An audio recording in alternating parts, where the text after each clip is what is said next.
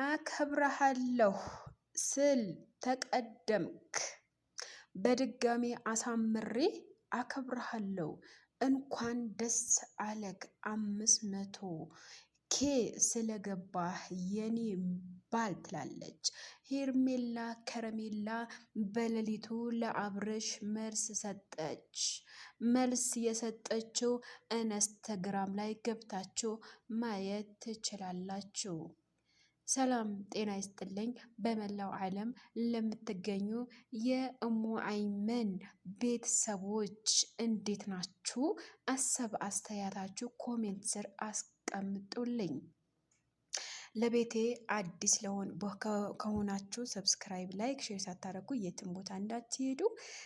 ስለምታበረታቱኝ ያው በትንሹም ቢሆን አመሰግናለሁኝ። ትንሹን ሳይ ትልቁን አያይም የሚባል ነገር አለ። ትክክል ነኝ። ትንሹ ሳታዩት ትልቁን አታዩትም ይባላል። ሄርሜላ ከረሜላ የሚዲያው መሪ የሄርሜላ ሚሊዮን ለአብርሽ መልስ ወይም ደግሞ መልእክት አስቀመጠችለት። መልስ ሰጠችው ለአብርሽ። እኛም ደስ ብሎናል መልስ ስለሰጠችው። አስደንጋጩ መረጃ እንደዚህ ብዬ ልንገራችሁ። እሷ ያስቀመጠችው በሙዚቃ ነው። እኔ ደግሞ በጽሁፍ ልገልብጥላችሁ። አከብርሃለሁ ስል ተቀደምኩ። በድጋሜ አሳምሬ አከብርሃለሁ፣ አፈቅርሃለሁ። እንኳን ደስ አለህ 500K ስለገባህ የኔ ባል ብላ ነጭ ነው ልቡ ያስቀመጠችው ማለት ነው። ነጭ ልብ ነው። ሄርሜላ ከረሜላ የሚዲያው መሪ የሚዲያው ንጉስ፣ ሄርሜላ የኔ ውድ የኔ ፍቅር የኔ ቆንጆ፣ ተስፋ መቁረጥ ባንቺ አያምርም። ጀግና ትለያለሽ። ጀግና የምንልሽ በምክንያት ነው።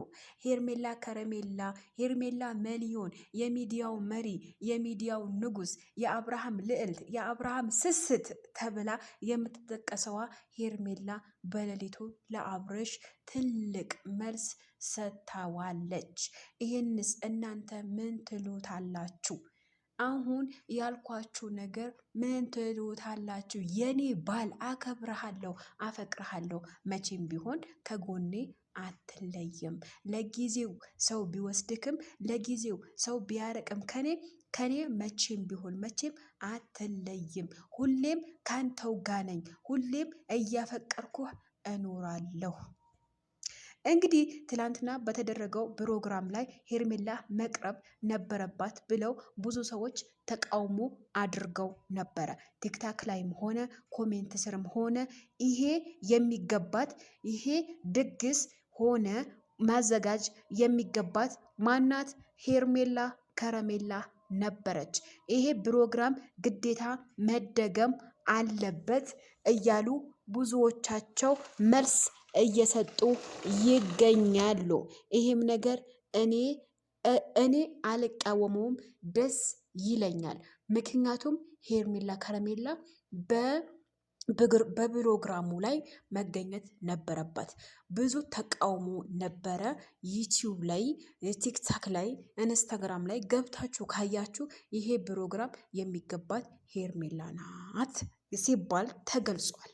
እኔም በበኩሌ በነገራችን ላይ በሐቂቃ ነው ብላችሁ አንድ ሰው ወድቆ አይደለም ተነስቶ አይደለም።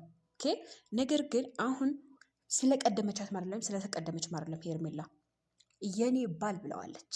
የኔ ባል ማንም ምንም አይነጥቀውም ከጎኔ። ሙዚቃው ገብታችሁ ማዳመጥ ትችላላችሁ ማለት ነው። ሄርሜላ ከረሜላ በሌሊቱ ለአብርሃም መልስ ስለሰጠች እኛም ደስ ብሎናል።